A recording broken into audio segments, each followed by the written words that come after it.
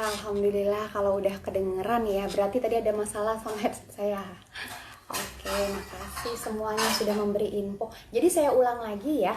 Jadi ada banyak sekali mitos yang masuk di chat membernya Telegram Bubuhan Eta maupun di polling medsos yang udah dibuka oleh adminnya IG. Tapi nggak bisa semua kita bahas karena durasi IG Live ini hanya 60 menit ya, lebih kurangnya sudah dipotong dengan sapaan ini. Kepada para momi, jangan sampai lewatkan setiap bagian dari ngobras kali ini, seru banget. Kita juga nanti bisa tanya-tanya, kita bakal ulas langsung dari Mak Sulis yang konselor menyusui dan Kadip SDM. Dan pastinya tetap bersama saya, Hesti, salah satu pengurus divisi edukasi dan pelatihan AIMI Kaltim. Semoga nggak bosan ketemu saya di tiap ngobras. Coba kita undang narsum kita ya. Oke, apakah beliau ada? Mana ya? Sepertinya masih menunggu jaringan deh. Waalaikumsalam. Halo. Halo, assalamualaikum. Waalaikumsalam. Apa kabar nih?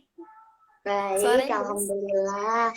Suara jelas saya apakah terdengar jelas? jelas. Oke, Jelas. suara Mas Sulis juga jelas terdengarnya. Oke. Oke, hari ini kita seperti agenda kita bakal bahas yang namanya mitos menyusui. Setelah kita lakukan polling di medsos maupun di grup, ternyata lebih dari 90% itu pernah mendengar yang namanya mitos pada saat masa-masa menyusui. Dan untuk member serta followers kita, lebih dari separuh juga merupakan ibu yang sedang menyusui. Jadi benar-benar ini kayaknya lebih dari 90% loh. Nah, jadi Mas Sulis kali ini saya punya, sebentar ya, saya buka contekan karena banyak banget ini pertanyaan dan pernyataan yang masuk. Halo yang baru bergabung, selamat menyaksikan kami ya. Jadi Mas Sulis, saya punya 20 pernyataan. 20 ya, karena ini nggak bisa banyak-banyak lagi, ya. Takutnya banyak. Ini masih banyak yang nggak kepilih, Mak. Jadi saya pilih beberapa. Nah, jadi di sini sudah ada 20. Saya akan bacakan satu persatu mitosnya. Mak Sulis, ini katanya sih mitos, saya nggak tahu mitos bener apa enggak nih. Mas Sulis, saya mohon menjawab dengan lantang, mitos atau fakta, hanya itu saja, tanpa kita ulas dulu. Siap, Mak? Oke, siap. Ada 20 ya. Kepada para pemirsa, selamat menyimak 20 mitos yang akan saya bacakan. Oke. Yang pertama, saya sampai baca contekan ya.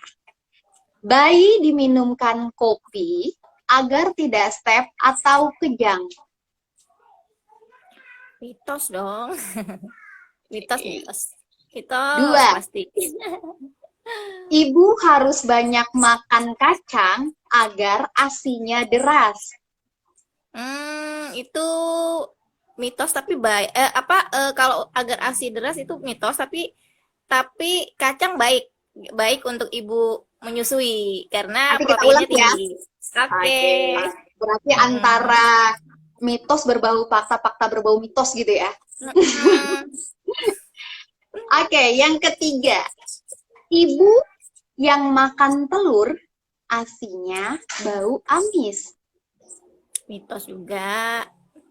Wah, seru nih. Ada pemirsa yang ikut-ikutan jawab mitos atau fakta.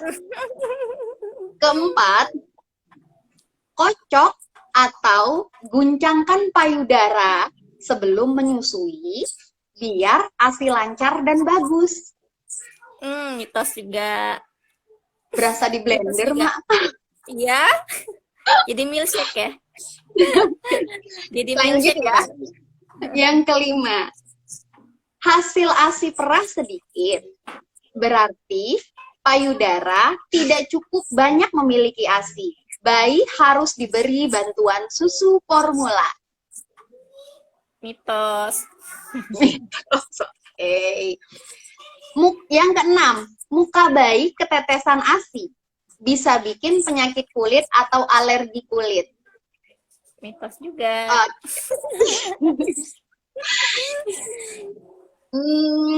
Mana lagi? Ini dia. Yang ketujuh, ibu tidak boleh minum air hangat. Nanti lidah bayi putih-putih.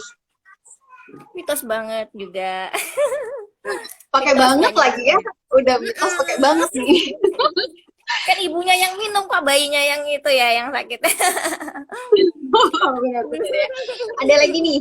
Yang kedelapan, ASI yang tertetes ke telinga bayi membuat bayi tuli. Wow, mitos. Ngeri ya? Serem banget itu mitosnya. Nakutin banget.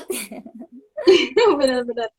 9, ibu tidak boleh terlambat makan.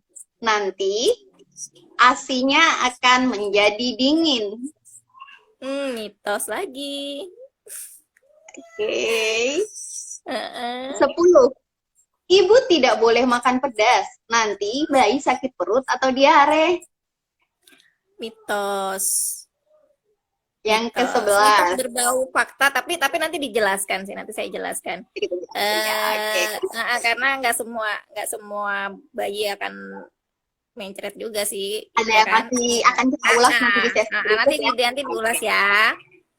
Yang ke-11, ibu cuci rambut atau keramas di sore hari membuat bayi pilek. Mitos juga. Ke-12, menyusui membuat payudara turun dan kendor. Mitos. Oke. Ibu yang demam, ASI-nya encer dan tidak bergizi.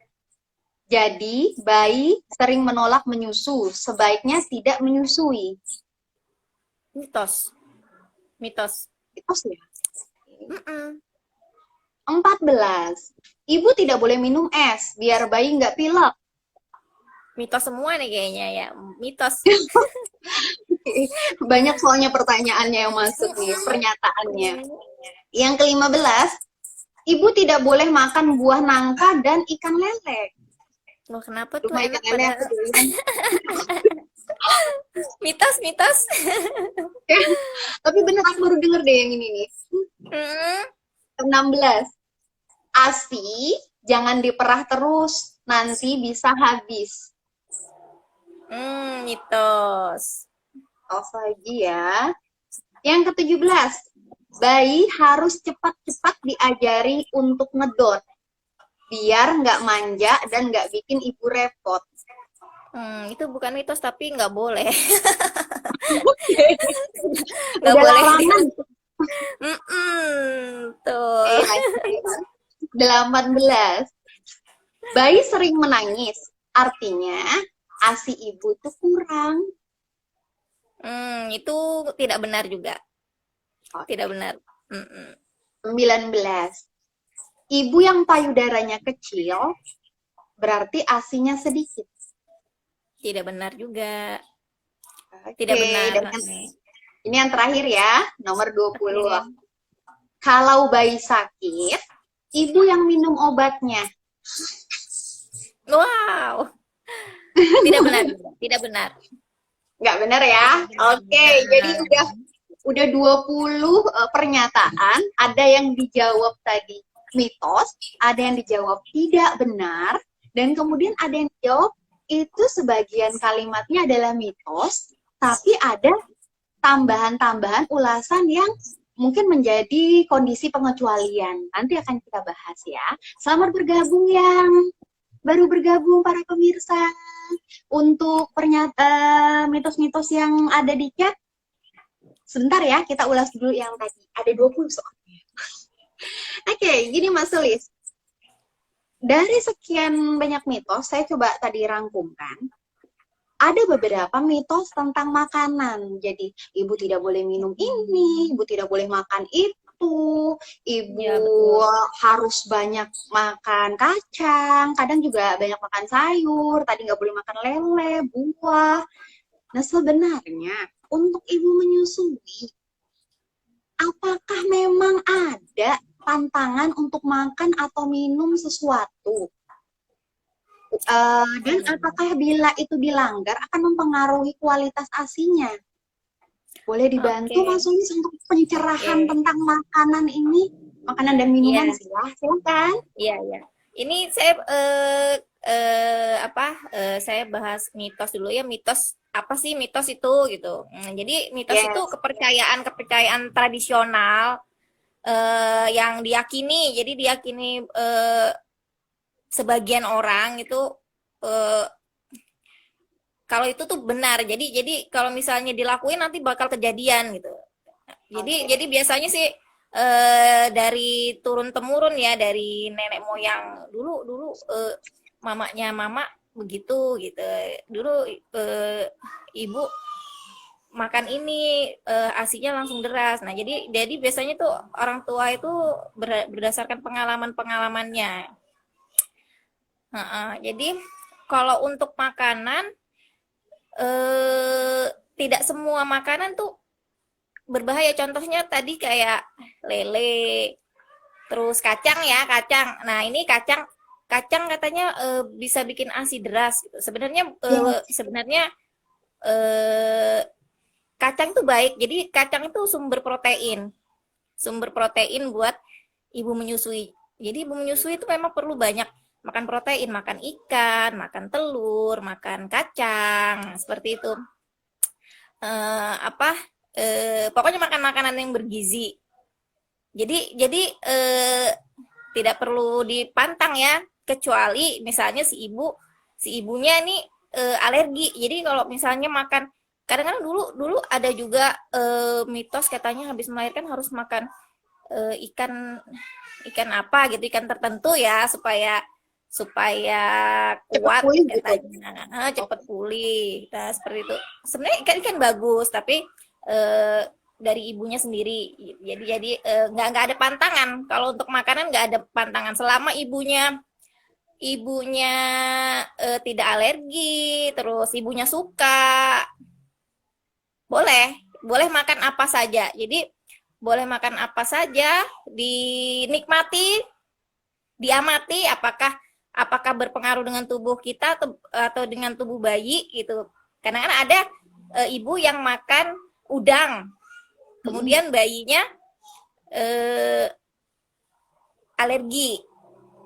Jadi bukan udangnya beracun, tapi memang tubuh bayi yang tidak bisa menerima kandungan yang ada di protein udang itu gitu. Jadi bukan ini. Jadi dinikmati, diamati, dibatasi. Kalau misalnya sudah tahu oh ini bayiku ternyata kalau aku makan telur gatal-gatal gitu kan ada yang seperti itu. Jadi ada bayi yang tidak bisa tubuhnya tidak bisa menerima makanan-makanan protein tertentu seperti itu.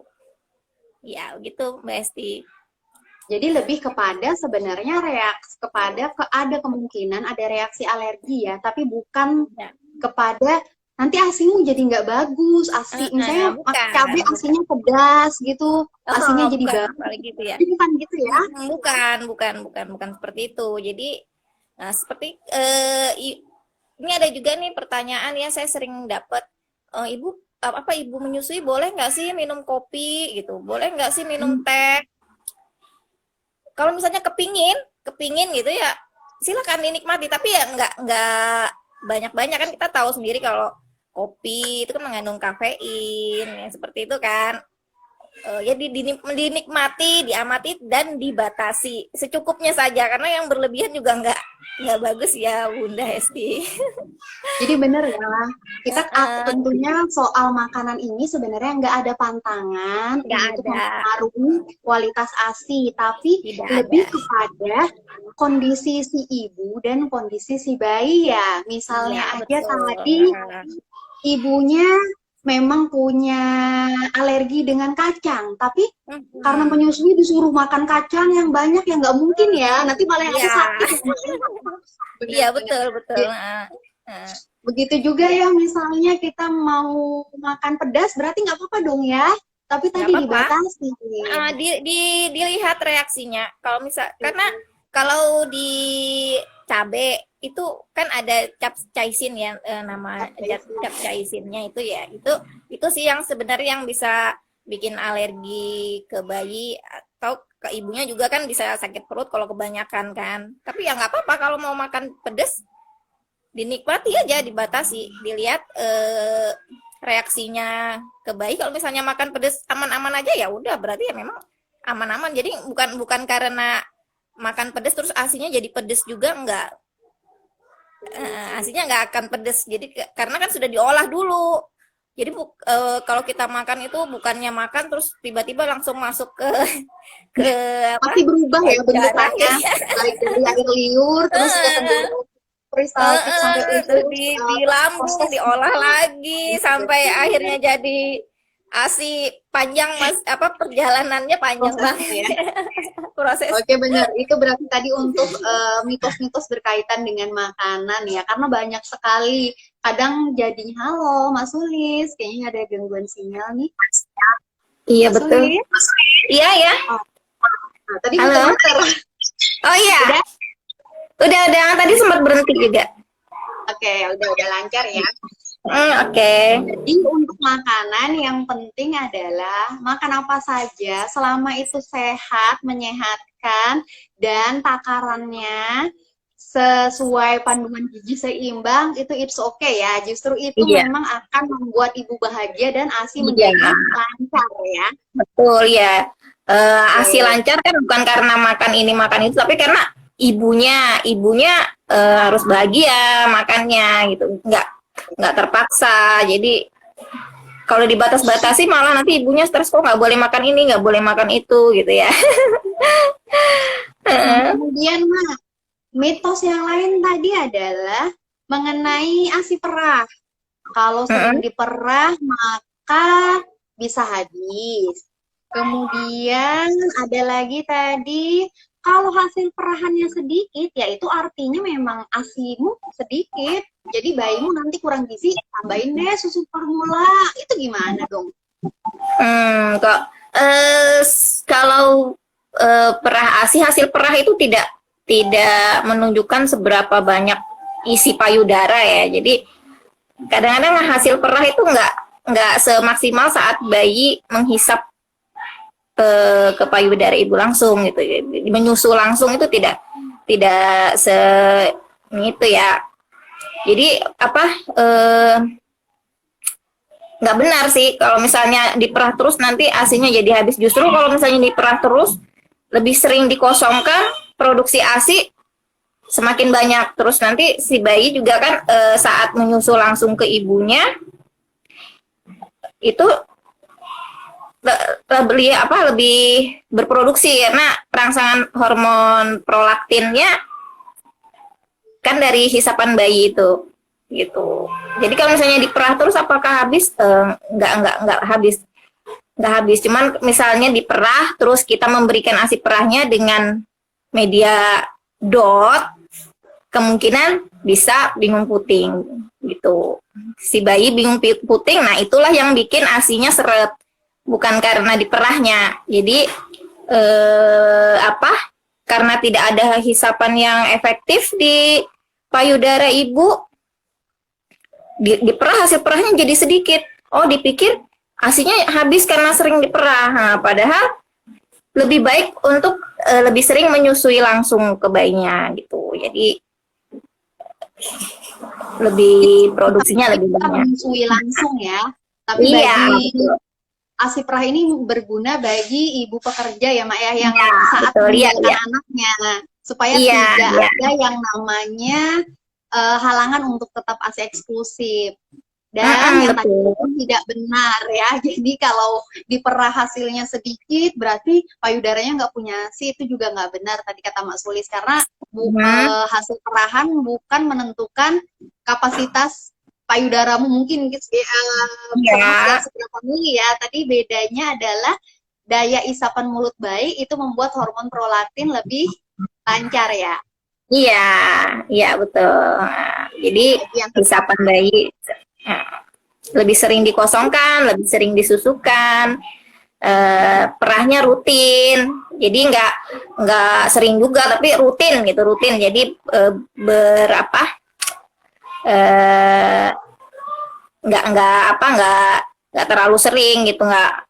Ya itu bisa apa? Asinya ada lancar ya, jadi nggak tetap bisa. Nah, jadi nggak akan habis. Asi itu sebenarnya tidak habis ya. Kalau diberikan terus ke bayi, disusukan terus, dia berproduksi terus. Jadi supply on demand. Ya? Supply on demand. Seberapapun yang dibutuhkan bayi, segitulah ASI diproduksi. Nanti Mas Sulis ada bahas tentang yang penting asipnya jangan pakai dot, nanti akan bingung puting. Tadi kan ada ya pernyataan di nomor 17. Bayinya harus cepat diajarin ngedot biar nggak manja dan nggak bikin ibu repot. Saya juga kaget waktu ada pernyataan ini masuk ya mungkin sama pengasuh yang jaga ya atau gimana sih. Nah ini kan bagi ibu pekerja mungkin menjadi tekanan tersendiri ya. Iya. Itu harus diajarin ngedot nih supaya nggak manja. Nggak bener banget kan ya? Nggak benar. Jadi itu sebenarnya bukan mitos ya. Kalau orang tua zaman dulu malah mau anaknya bisa menyusui. Gitu. Tapi kalau misalnya supaya anaknya tidak manja, nah ini sebenarnya bukan pendapat dari zaman dulu. Jadi bukan mitos, tapi itu nggak boleh pemikiran yang salah. Jadi pemikiran yang salah ya itu kalau misalnya kita tidak menyusui terus hanya diperah saja, tidak ada rangsangan di payudara, tidak ada hisapan secara efektif dari bayi, ya ada kemungkinan ASI-nya akan berkurang karena hisapan pompa ASI itu tidak seefektif hisapan bayi. Seperti itu. Namanya juga ya jutaan manusia dan kita itu. Iya, jadi kalau misalnya kurang hisapannya kurang karena bayinya lebih banyak diberi dot nih. Hisapannya kurang, jadinya kan tidak efektif. Pengeluaran ASI-nya tidak efektif, rangsangan di areolanya tidak efektif, hormon prolaktinnya tidak bekerja dengan baik, seperti itu. Nah, sekarang tadi tentang ASI peras udah. Sekarang mengenai yang sakit. Bayi yang sakit, ibunya yang minum obat. Wah. Kalau ibunya yang sakit, ASINya jadi nggak enak, jadi nggak bergizi juga, jadi nggak usah menyusui. Itu gimana tuh dua hal ini?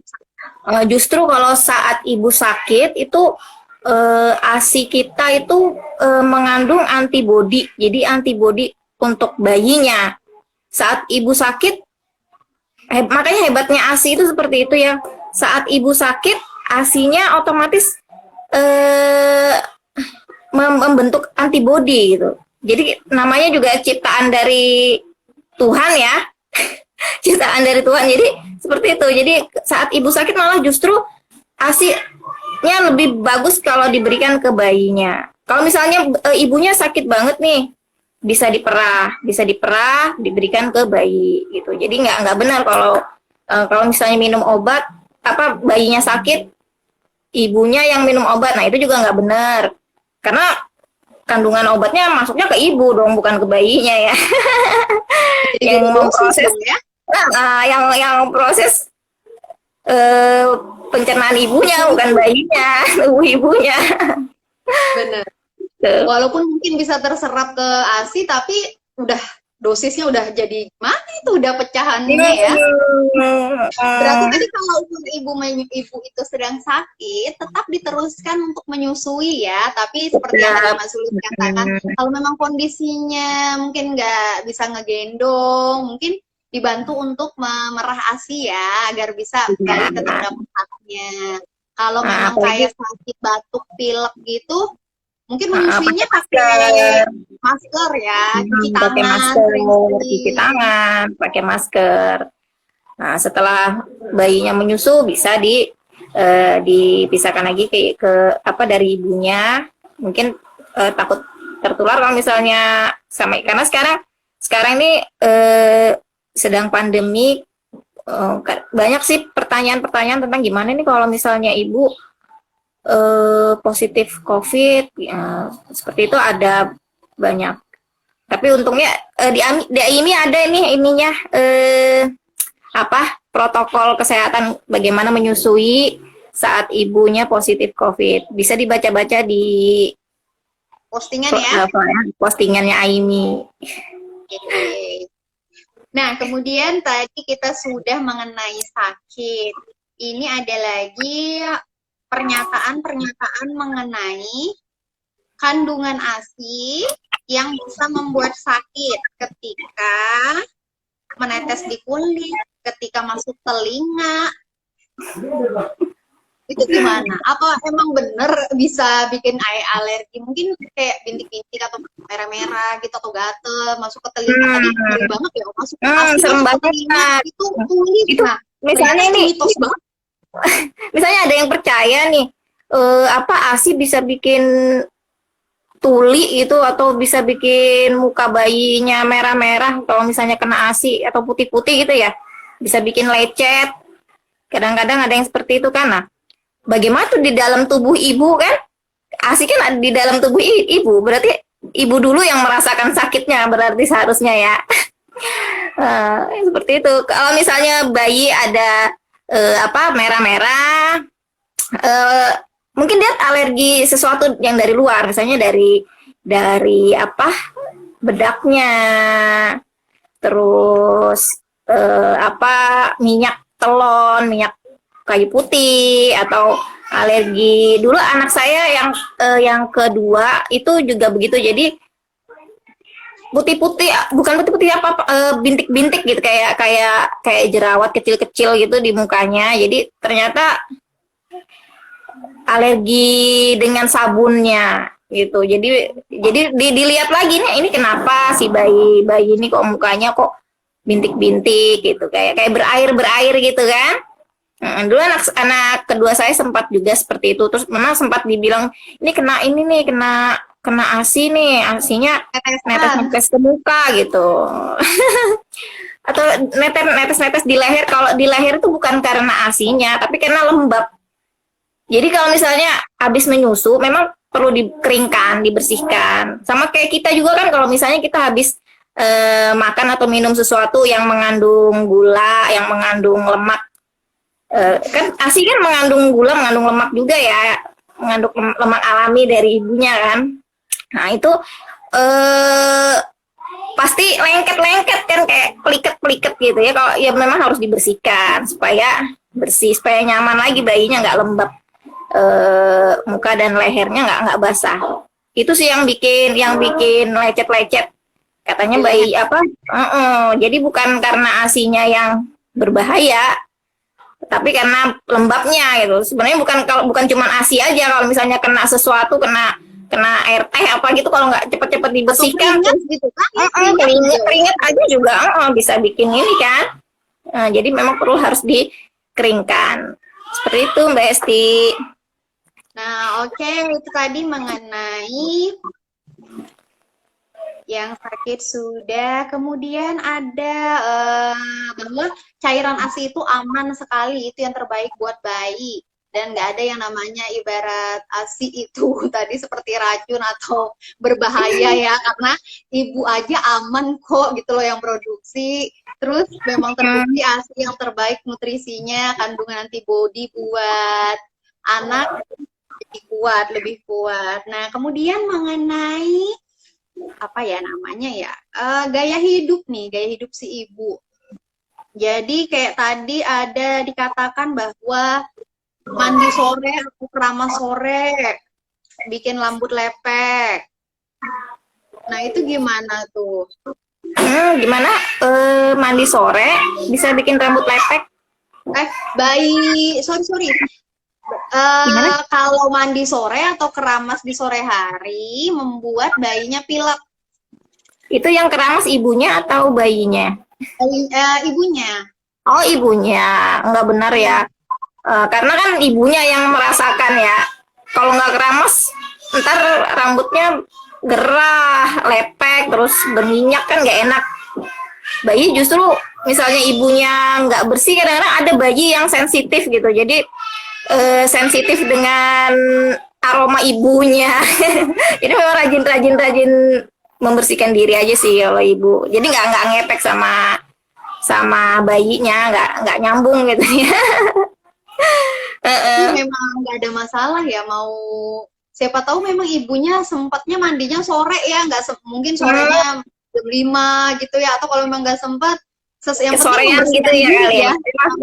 Maksudnya Nah, mungkin mandinya kesorean gitu kali ya. Kayak mungkin menjelang maghrib gitu. Membuat anak pilek.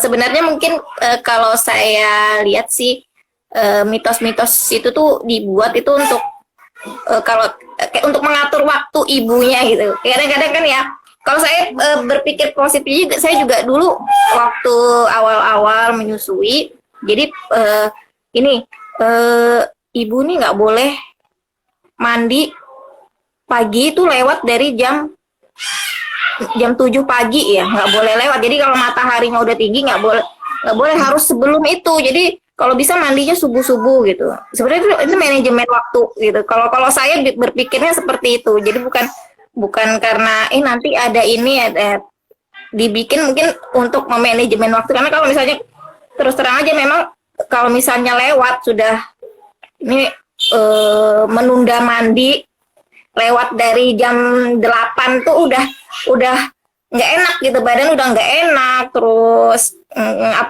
ngapa-ngapain nggak enak, bawaannya emosi gerah gitu, nggak enak banget. Memang sebenarnya mungkin seperti itu, mungkin cuman untuk ini menakut-nakuti si ibu karena dianggap ibu ini masih apa ya, kalau orang tua itu kan ini kalau nggak di ini nanti sama seperti kita ini, kalau nggak ditakut-takutin nanti nggak dengerin gitu kali ya. Yang penting membersihkan diri ya supaya ibunya juga nyaman ya, karena kalau kita lagi gatel-gatel gimana kita mau ngurus anak, nanti badan lagi gatel, nangis rewel, gendong juga jadi nggak nyaman. Belum lagi kalau kita ibaratnya telat mandi sampai nggak mandi, nggak ganti baju, akhirnya juga kayak mencemari bayi juga ya. Iya, jadi dulu waktu awal kan saya belum bisa memanajemen waktu. Jadi bangun karena malamnya itu begadang ya. Jadi bangunnya itu kesiangan gitu. Bangun kesiangan, belum mandi, belum ini, bayinya udah bangun lagi gitu. Udah waktunya mandi lagi, bayinya mandiin bayi dulu deh, nanti baru mandi. Tapi akhirnya jadinya ibunya yang nggak punya kesempatan untuk membersihkan diri gitu. Padahal itu kebutuhan ibu ya, kebutuhan membersihkan diri. Ibunya harus sudah sarapan pagi-pagi. Kalau di keluarga kalau saya kan kebetulan Jawa, jadi memang mandinya harus ini pagi gitu, harus pagi-pagi supaya bersih supaya enak ya. Enak. Terus sarapan. Jadi sarapan tidak boleh lewat dari jam 9 kayak gitu. Ibu menyusui itu harus makannya harus pagi, nggak boleh lewat dari jam segini. Kalau orang tua kan mitosnya ini nanti kena ini, nanti ini lah kayak gitu ya. Ya tadi sebenarnya itu manajemen waktu. Air susunya jadi dingin, jadi encer, jadi dingin, jadi nggak enak kayak gitu. Seperti itu sih mitos-mitosnya. Tapi sebenarnya itu manajemen waktu. Kalau misalnya ibunya duluan udah bersih, ibunya udah kenyang, menyusui bayinya juga nyaman. Seperti itu. Mm-mm. Nah, tadi udah dibahas, ada beberapa, kita nggak bisa ulas semua mungkin ya, karena waktu yang terbatas. Mm-mm. Tadi Mas Suli sudah sampaikan bahwa mitos itu lebih kepada turun-temurun perkataan. Mitos itu Percayaan. jadi kepercayaan ya, bahwa Iya, dulu udah dilakuin kok dari nenekmu, dari datumu, masa kamu enggak, ya kamu juga harus begitu, diteruskan tanpa tahu kebenarannya apa. Dan mungkin kalau sekarang kan teknologi sudah berkembang ya, akhirnya semakin banyak Iya, orang yang ibaratnya lebih melek pengetahuan ya, kalau ketika benar-benar. Ini kalau misalnya mitos, kamu kita nggak boleh kita minum percaya air mitos, es gitu. iya malah menghambat ya kan, menghambat pertumbuhan anak, menghambat perkembangan kita juga gitu. Jadi nggak berkembang. Orang udah mikir gimana caranya pergi ke bulan, kita masih mikirin ini nggak boleh makan ini, nggak boleh makan itu. Orang sudah memikirkan gimana supaya anak-anak ini nggak stunting, nggak pendek, nggak kecil, nggak kerdil gitu kan. Nah, kita masih mikir ini nggak boleh makan ini, nanti bayinya ini gitu ya. Jadi ibunya stres akhirnya ya. Orang Jadi ibunya terhambat. doyannya sambal sama air es, tapi nggak Betul. boleh. Udah gitu, Nanti kalau misalnya makan makan ikan, mau disuruhnya makan ikan nih, makan ikan haruan biasanya ya kalau ibu habis melahirkan ya. Tapi sama sayur bening gitu. Tapi nggak boleh makan sambal kan nggak enak ya kalau makan. atau Nggak tiap enak hari ada itu cocokannya ya. tiap hari tuh sayur bening sekatu, itu tiap hari harus dimakan gitu. Berarti kan sudah nggak variatif dan gizi, itu pasti tidak Iya, terpenuhi iya betul ya. betul. Betul.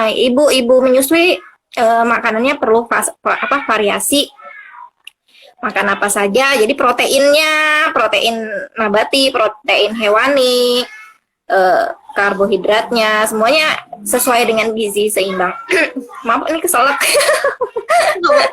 Jadi kita yang ibaratnya udah lebih mengenal teknologi, udah lebih berpengetahuan, mungkin bisa masuk kanan, bisa masuk kiri, tapi tidak semua orang, tidak semua momi yang seperti itu. Ada juga yang akhirnya jadi tekanan batin sendiri. Aku Iya, nggak benar. bisa, aku pengen makan ini, aku bosan makan kacang terus. Gitu. Makan katu-katu terus ya. Iya. Aku nggak sempet nih kalau mandinya nih harus jam 8 nih, tadi malam habis begadang, aku baru tidur tuh di jam 6, masa jam 8 aku harus mandi gini belum bayi rewel. Malah stres ya, ibunya malah stres. Ibunya malah stres ya. Kalau ibunya stres, oksitosinnya jadi terganggu kan. Oke. Nah, itu sih yang bikin ASI-nya jadi nggak lancar karena ibunya stres gitu. Nah, itu ada tuh yang komen tuh, pernah gitu Mbak, jadinya malah nggak nafsu makan. Oh. Iya. Iya benar, berarti memang harus makan sesuai gizi seimbang. Terus kalau memang ada pernyataan atau komentar atau masukan mengenai menyusui, sebaiknya kita cari tahu ke tenaga ahlinya ya, semacam konselor menyusui atau komunitas-komunitas seperti ini, pendukung menyusui, supaya kita nggak lagi katanya gitu ya. Dan kalaupun kita mau googling, dicari dulu kebenarannya. Terus kita juga bisa berpikir logis gitu, logis. Nah, kalau misalnya seperti kayak yang tadi ibunya minum obat kalau anaknya sakit, itu kan kita tidak masuk logika ya sudah. Jadi kok yang sakit anaknya, yang minum obat ibunya gitu. Jadi sudah sering banget gitu deh Mak, kayak gitu. Iya benar, sering banget itu, masih sering ada. Sama seperti kalau ASI pertama yang kuning dibuang karena itu yang basi. Padahal itu kolostrumnya kan ya? Kolostrumnya itu malah justru yang mengandung antibodi yang paling bagus, anti infeksi. Pemirsa kita ini emang banyak yang udah kece sih, karena tadi waktu di sesi pertama 20 pernyataan mereka pada ikutan jawab. mereka jawabnya juga pada mitos, nggak benar. Memang harus mencari ilmu di tempat yang tepat ya, termasuk ngikutin progres kita karena temanya beda-beda selalu. Tadi ada yang nanya nih, gimana join grup? Kalau mau join grup Bubuhan Etam, silahkan klik link yang ada di bio-nya ya. Di situ ada tuh cara joinnya. Nah, kemudian Mak, satu lagi nih, karena kita terbatas waktu. Karena Oke. Gini, Mak. Tadi udah disebutkan mengenai mitos itu memiliki dampak bagi ibu ataupun bagi bayinya, sedikit banyak pasti ada dampaknya. Apalagi tadi kalau sampai stres kan, kalau sampai stres, hidup yang harus berbeda. Nah, kemudian kebanyakan kan dari orang tua. Waktu kita polling pun mitos didengar dari orang tua dan mertua. Betul.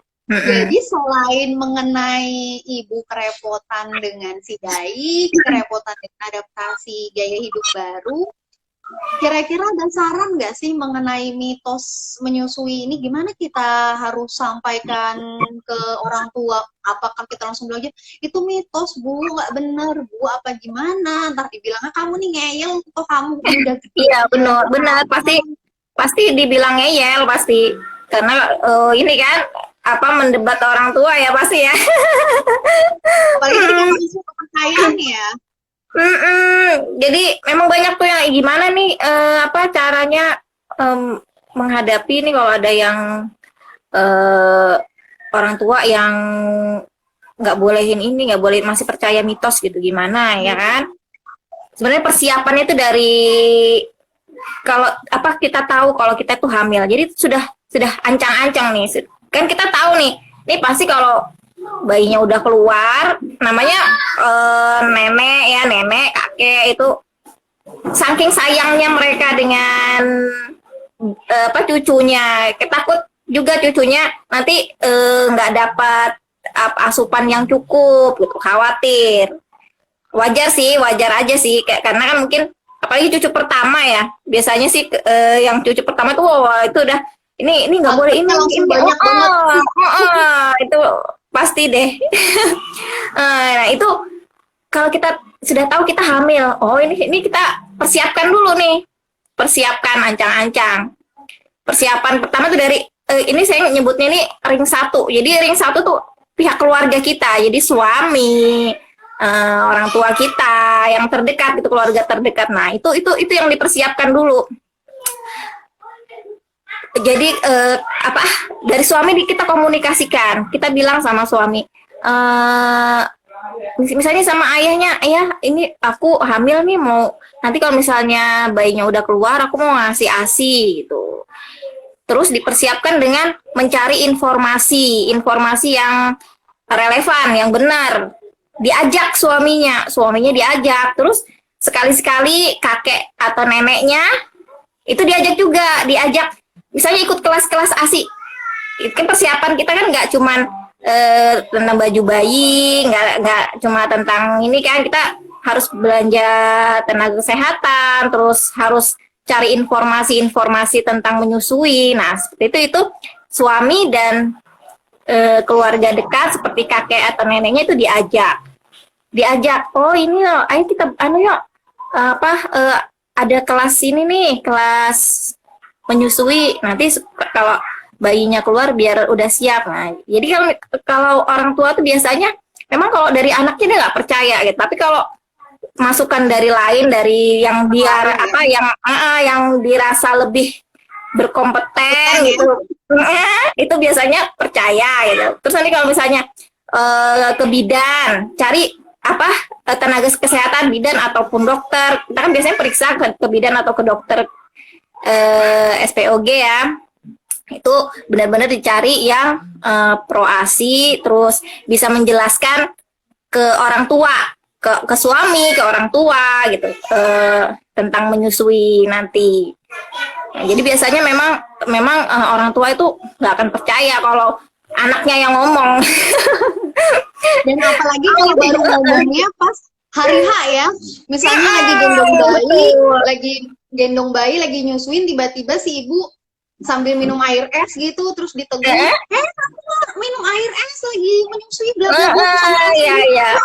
Bu, nggak apa-apa, mau pasti langsung jadi iya, karena ibunya kan nggak tahu tuh. Nah, sebelum bayinya keluar, dipersiapkan dulu nih, si ayah dipersiapkan. Jadi tameng pertama tuh si ayah. Jadi ayahnya harus tahu informasi yang benar tentang menyusui. Kemudian orang tua kita gitu kan, keluarga terdekat pasti keluarga terdekat, mertua, orang tua gitu.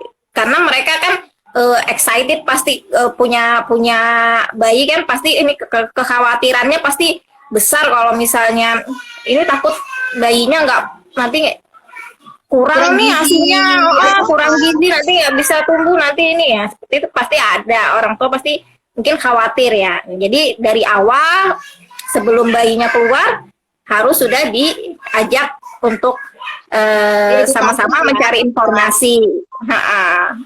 Benar, karena kalau memang sudah kalau sudah ring satunya ini udah kuat, udah siap, apa yang dari luar mental deh, udah ini. Karena ini kan apa, misalnya ada orang nih datang kucuk-kucuk terus ini kok minum ini ya, orang tua udah tahu, suami udah tahu, udah dapat informasi yang tepat, mereka udah yang melindungi si ibu tuh udah kita nggak perlu ini lagi ya, kan. Iya betul. Waktu ada om tante yang datang lihat kita lagi makan, loh kamu kan langsung makannya itu sambal, makan sambal gitu, benar aja terus. Tapi suami mungkin bisa bantu jelasin, ya suami bisa bantu jelaskan, neneknya bisa bantu. Iya betul. Jadi memang keluarga itu harus teredukasi tadi dari jauh hari ya Mas ya. Iya betul. Udah hari H, udah lagi nyusuin, pasti jadinya bakal berantem dan nanti ibu jadi stres menyusuinya. Betul, iya betul.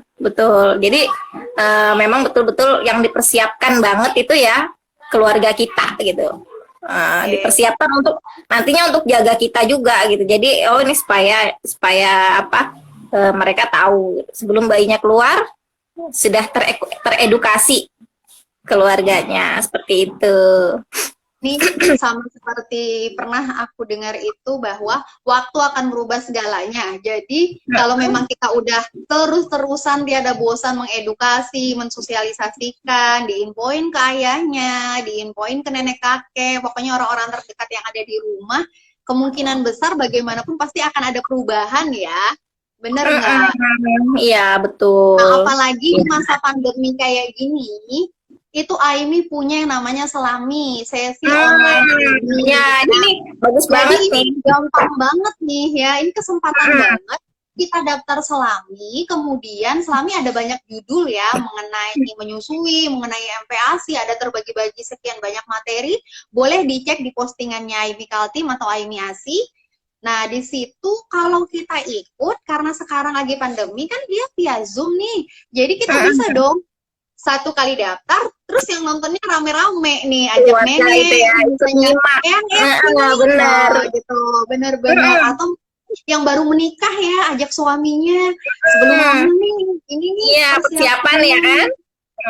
Benar. Jadi pastikan para pemirsa cek postingannya Aimi Kaltim, itu ada info mengenai Selami, sesi online Aimi.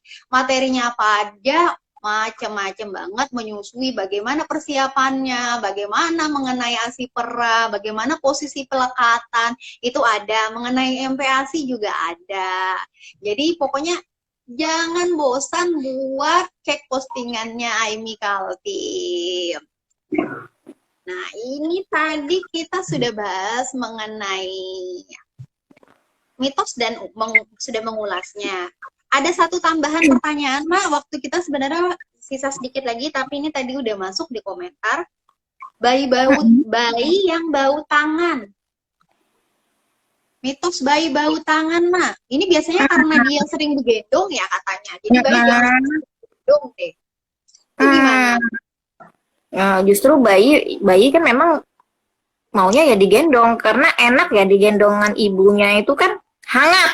Dia kan apa namanya, bayi pasti lebih senang digendong gitu, bukan karena bau tangan, tapi hangat terus karena dia di dalam perut selama 9 bulan kan, Bareng ibunya. bareng ibunya gitu. Jadi bukan karena bau tangan bayi nangis, karena bau tangan sering digendong terus, enggak, karena memang kebutuhan bayi itu apa, kebutuhannya dia digendong ibunya, terus dekat dengan ibunya, menyusu kapanpun yang dia mau itu. Karena ada nih bayi yang bentar-bentar nyusu gitu, bentar-bentar nyusu.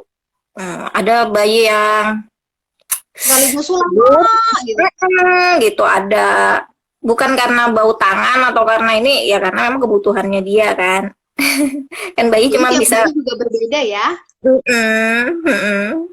Nah, kalau tiap bayi berbeda, tadi tuh ada kan yang pernyataan mengenai bentuk payudara.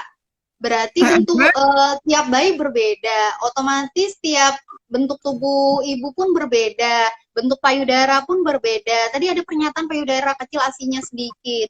Berarti memang juga tidak berpengaruh ya, kembali lagi kepada tadi pengaruh. Iya, gizi seimbangnya gimana, ada proses disarapan apa enggak.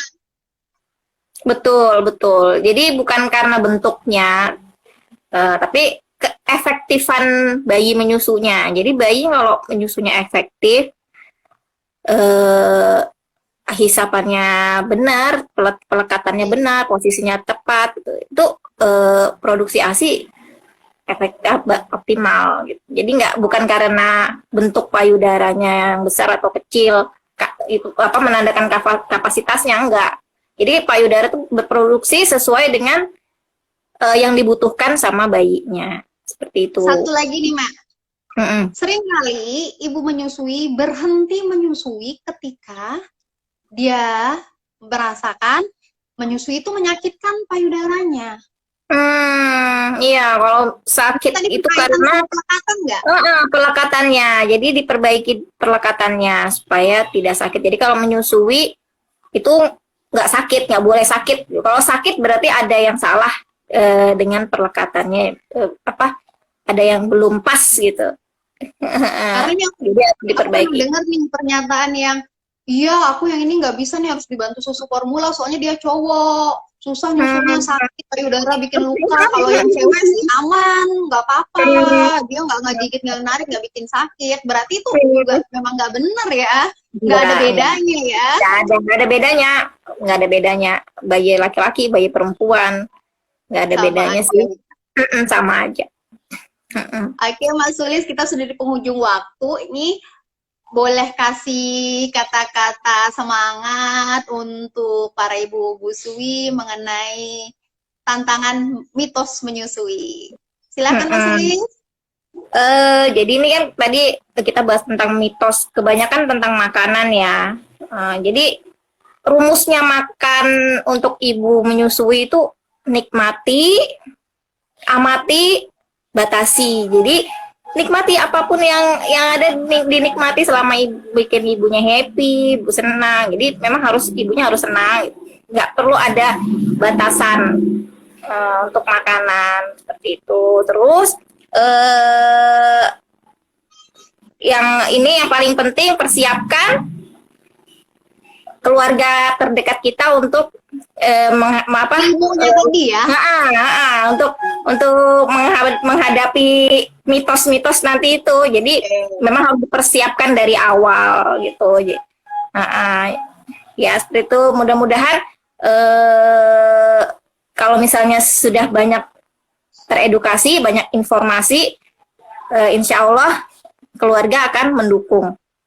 Oke, jadi ibu bisa menyusui dengan lebih bahagia lagi karena selain dia yang sedang berjuang, keluarganya juga bantu untuk nangkis mitos-mitos. Akhirnya asinya juga jadi lebih lancar, bayi-bayi jadi semakin kuat, semakin sehat ya, Mak Sulis ya. Dan jadi larangan.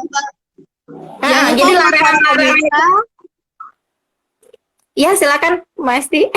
Jadi jangan lupa untuk para pemirsa tetap edukasi. Itu yang penting tadi, cari ilmu di tempat yang tepat. Kadang-kala kita bisa googling, tapi kita tidak tahu sumber yang kita dapatkan itu memang sumber yang terpercaya atau tidak. Iya, Jadi iya, Aimi betul. fasilitasi selama sesi online Aimi. Jangan lupa untuk Jadi orang-orang daftar untuk mempersiapkan diri. Jadi bukan hanya ibu menyusui yang betul, harus betul, mengikuti ya. kelas itu. Seperti tadi Ya, kata Mak Sutin, satu, ajak suami, ajak orang tua, mungkin adik, calon pengantin pun mungkin sudah betul. perlu Ya, mengikutinya. Kenapa? Supaya ya. nanti ketika sudah menikah, sudah hamil, lebih siap, lebih matang. Jadi Kalau ring satunya kuat, ini kan kalau ring satunya kuat, ya udah dari luar, hambatan dari luar, insya Allah bisa dilewatin, ya kan? terus semangat para siswi. Masih Ya, terima semangat. kasih. Sampai jumpa lagi Oke. di Ngobras lain kali ya. Jangan bosan. Dan untuk para pemirsa yang sudah tergabung di Ngobras kali ini, terima kasih banyak.